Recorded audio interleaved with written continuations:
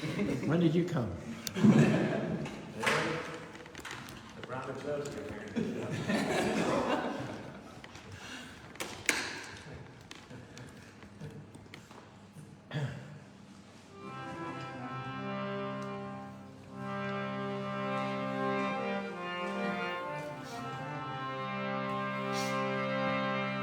Hare Krishna, Hare Krishna, Krishna Krishna, Hare Hare, Hare Rama, Hare Rama, Rama Rama,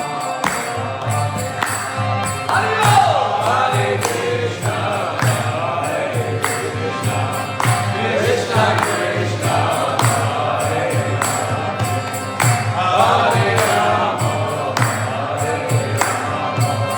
Rama Rama,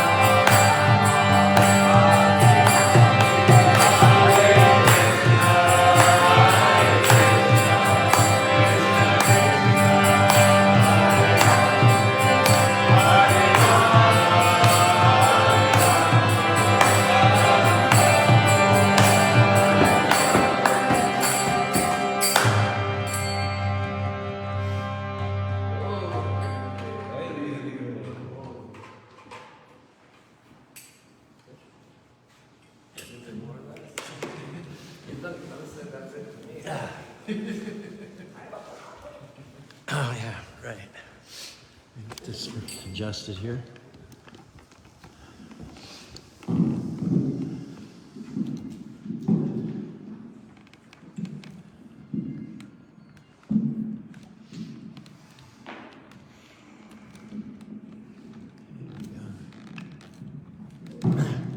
Well, thanks to everyone coming out. Thank you so much. Thank you so much for coming out this Sunday afternoon. Spanish Fork, Utah. This is our email address. You have comments, correspondence, or feedback. Our website is also there if you'd like more information. Everything is inspired by the teachings of His Divine Grace, A.C. Bhaktivedanta Swami Prabhupada, who is the founder and chair of the International Society for Krishna Consciousness. Om Aganati Marandasya Yanamina Sarakya Chaksurumiritam Yanatashmai Sri Gurave Namaha Sri Chaitanya Manavishtam Shtapitam Yanagurtare Sayam Rupa Karamyam Yadati Swaparadikam. Our topic today is set times. There's an appointed time for everything. In life, have you realized, have you found it to be true that we spend most of our time in the waiting rooms, waiting for that dream to come to pass, waiting to meet the right person, waiting for that problem to turn around. Maybe tomorrow, maybe next week, or maybe 5 years from now. But when you realize that the time has already been set by the Supreme, it takes all the pressure off. You won't live worried, wondering when or ever it's going to happen. You'll relax, enjoy your life. But this is where faith has to kick in. Krishna, or God, promises set times for the fulfillment of our God-centered dreams in the future, but He doesn't tell us when they'll come. Your set time for that problem you've been worrying about for months or maybe even years could be at 9:47 tomorrow morning. You'll get that phone call that you've been hoping for since 1985. My question is, do you trust Krishna, or God, enough to believe that your set times are en route? Are you willing, in the meantime, to wait with a good attitude, knowing that they're on the way? Someone said, patience is not just the ability to wait, but the ability to wait with a good attitude, with expectation. Prabhupada, our spiritual master, says anything valuable takes a long time to fructify. There's no harm in waiting for the best thing. Nuts like almonds, macadamias, walnuts, coconuts take a long time to fructify. The trick in our own lives is not to get discouraged. Oh, I'll never meet the boy or girl of my dreams. I'll never get well. I've got long term. I'll never get that promotion. I've been passed over so many times already. I'll never open that temple. Hey, our message today is zip that up and know that those who trust in God enter into peace, enter into a rest. General Douglas MacArthur was one of the great heroes of World War II. He was admired by a lot of people and well-loved, especially by the people of the Philippines. And one reason for their admiration and love for him was that he kept an important promise. When the Japanese invasion forced MacArthur to retreat from the Philippines, he promised he would return. Standing in the water in March of 1942, before he embarked on a voyage to the safety of Australia, the general promised, I shall return. And he did. October 1944, when he landed back on the islands, MacArthur spoke the words that meant so much to the Philippine people. I have returned. By the grace of Almighty God, our forces stand again on the Philippine soil. He kept his word. He had fulfilled his promise. Wouldn't you agree with me that that's one of the things that we greatly admire in people? honesty, and integrity. When people give us their word, we like to think that we're going to be able to depend on it. When a teenager tells his parents he'll be home by 11 p.m., they want to be able to trust that he'll walk in the door at that set time. When a fellow worker promises they'll get something done, the co-workers want to know that they can count on that worker following through and keeping their word. When a preacher promises that this talk will be over before 6 p.m., you would like to be able to depend upon it. It's a wonderful thing. It's one of the best things in life to be able to take someone's word and count on it. You young men agree with me? Yes? No? All right, there we go. Confirmation. 1, 2, 3 times. It's a wonderful thing. Society wouldn't run on it otherwise. To be able to take people at their word. A promise goes a long way in enhancing personal relationships of all kinds. Worker to co-worker, parents to children, husbands and wives who are faithful to each other can endure all kinds of outside stress because even if they can't count on others, they can count on each other. Dear.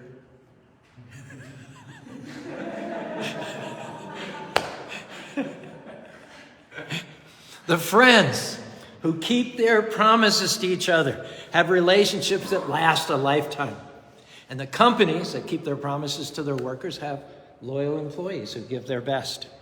We have a God who is faithful, a God who always keeps his word, a God who never, ever betrays our trust. When Krishna or God makes a promise, that promise is always kept. Now, this is a fundamental idea. God is faithful. We can count on Krishna being true to his word. Now, he may not keep his word on our timetable. But once he establishes a set time, we can absolutely trust him that bring it to pass. We have to do our part and believe that God will do what he says he will do. Believe that your answer is already on the way. Believe that the right opportunities have already been set in your future. One day, honey, go ahead and sit down. I think you're part of this next little bit here. In January of 1970, I walked into a cafe in Singapore, sat down at a big round table with a bunch of guys from different countries, Israel, Belgium, Italy, Sweden. I was sitting facing the entrance. A few minutes later, a beautiful girl appeared framed in the doorway. She was all alone. She was looking for a place to sit down. And there was one vacant chair at our table right next to my chair. I jumped up with a flourish, pulled out the chair for her to sit on. What was that? A set time. Many years later, Bai confided into me that her first thought when I did that was, he would make a good husband. Wow. Another set time came in March of that same year. I met Upendra, the Hare Krishna missionary, on a street in downtown Australia, George Street, as I was being spewed out of Wynyard Station at rush hour. Now, I'd been to India a year earlier in an effort to make a spiritual connection there. And even though I spent a couple of months in India traveling around that time, I did not make my connection. Why? India would seem the perfect place, but it was not my set time. Now, Krishna also for you all has set times in your life. At the appointed time, it will arrive. Not maybe, not I hope so. If you honor the Lord, as we do by chanting his holy names, Hare Krishna, Krishna Krishna, Hare Hare, Hare Rama, Rama Rama, Hare Hare. It's already been put on the calendar. Now, as the head of a church, It's important for me to remember people's birthdays and anniversaries, but I'm not very good at that. So imagine the boon to me and probably pastors all over the world to be able to just enter it as an annual recurring date in the Google Calendar.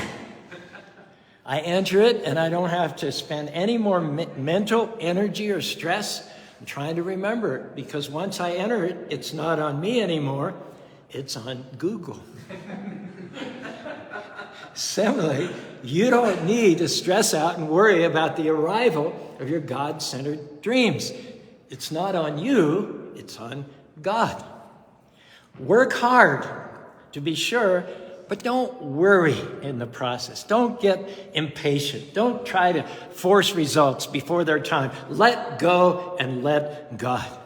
Your destiny will show up on God's timetable. It will not come 1 second too early, nor 1 second too late. God is not a random God. He's a precise God. He lined up a solution to your problem years before your problem arose. This Spanish Port Temple opened to the public June 23rd, 2001. That was a time and date set by the Lord even before he created the universe. It's not an ordinary time. It was a set time ordained by the Almighty Lord. And I know one Utah Valley resident who knew that. His name was Bishop John Coyle, the visionary behind the Dream Mind. He sat up on the porch of his little white house, that you can see. Well, you can't see it because of the snow. He pointed to this hill. This is like 50 years ago, and he said, one day there'll be a great temple on that hill. Of course, he didn't mention he didn't bother. He didn't mention it wouldn't be a Mormon temple, but anyway. Now, to come into these set times, all you have to do is be good even when people aren't being good to you, to make good choices, make the right decisions, plant healthy seeds, and at the appointed times, you will taste the harvested fruits. The faith that you plant in the unseen world will manifest eventually in the seen world. Hare Krishna, Hare Krishna, Krishna Krishna, Hare Hare, Hare Rama, Ram Ram, Hare. The microscopic seed of a banyan tree has within it the entire blueprint of that fully grown tree, which may end up spanning several acres of land. But such a huge tree is not going to manifest overnight. It will take some time. We need to trust Krishna or God's timing.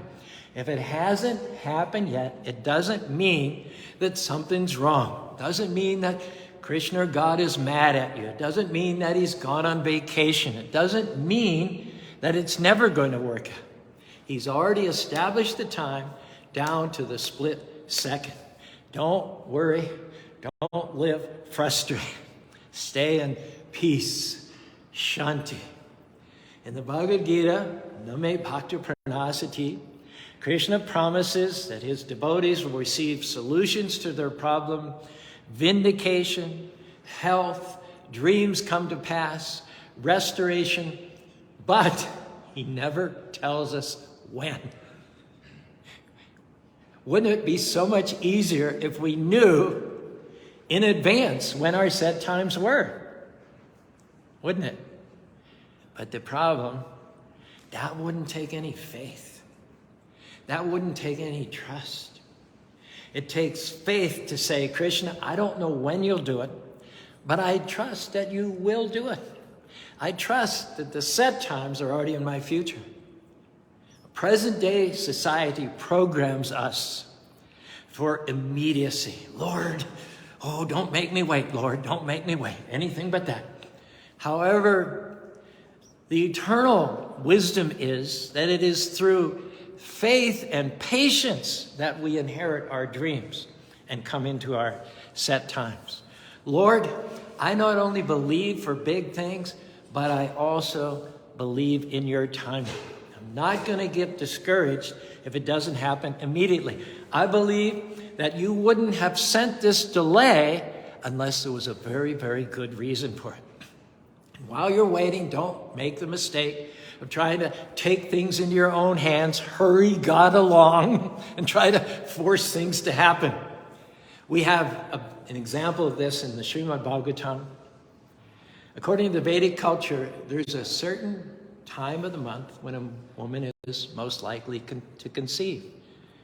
And pious Indians will do their religious exercises early in the morning. They'll chant Hare Krishna, Krishna Krishna, Hare Hare, Hare Ram, Ram Ram, Hare. They'll purify their consciousness throughout the day, and then they will go into the bedroom, with the express idea of conceiving a highly evolved spiritual child, because their consciousness is purified, and the soul, which is going to be attracted to the womb of the mother, like iron filings are attracted to the magnet, the soul will be of like disposition. So when the consciousness is pure, then they hope to attract a pure soul who will grow up to be very honest, full of integrity, a good citizen, and a good son. That's the process. But it only happens occasionally, once every 30 days or so, or twice, 2 days in 30 days. If you wait for it, you're going to get a special son. But if you can't wait, if you just have to do it in the back seat on a Saturday night at the movie theater with a half-empty liquor bottle, I'm afraid you're not going to get a saintly offspring. I hate to break it to you. So there were two sisters, Diti and Aditi. Now Diti waited, and at the right time with her husband, had saintly demigods, shining, effulgent living beings with a history in their past lives of piety and righteousness. But her sister, Aditi, couldn't wait. See her? See, you can just imagine what the conversation is. Her husband is saying, honey, I will fulfill your desires, but let's wait another 15 days. Honey, I know you're burning, but this is not going to be good. It's not going to work out. Honey, just let me finish this vow, honey, honey. And gradually, they say, Nevagni pramanagana. The man is like butter, and the woman is like fire. So this poor block of butter could only hold out so long before he succumbed to the lusty desires of his wife. And when their child was born, far from being a saintly person, there were thunderstorms and lightning and black cats going everywhere. Things passing on the left side rather than the right side, which is inauspicious. And he became known, far from being a spiritualist and far from valuing saintliness and righteousness, his name was, just to show you what his priorities were, Hiranyakashipu. His name Hiranya meant gold, and Kashipu means soft bed. That's what she had because she couldn't wait for her second time. And her son eventually caused so much havoc in the universe that he was described, metaphorically speaking, as a case of meningitis in the heads of the universe. So that's the difference between waiting for Krishna to give you something and trying to force things. Forcing things is a constant struggle. Forcing things is a burden. You can't ever seem to get it right on your own. But if you let God do it His way and in His timing, there will be a supernatural ease. Hare Krishna, Hare Krishna, Krishna Krishna, Hare Hare, Hare Rama, Rama Rama, Hare Hare. Krishna will restore you. Krishna will give you wonderful children. Krishna will vindicate you.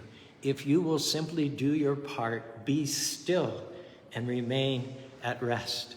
In other words, if you patiently and expectantly and excitedly wait for the set time, you will not give birth to the Hiranyakashipus of this world, but Krishna has demigods in store for you.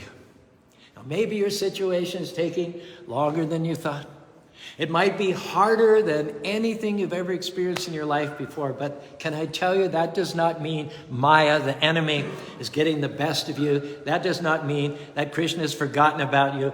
It just means that Krishna is teaching us not to put the all-powerful Lord into a box. God is not going to be bound by our expectations. He's free to keep his promises any way he wants to, even if they are in strange and unexpected ways. For instance, Krishna always promises that he's with us in the region of the heart.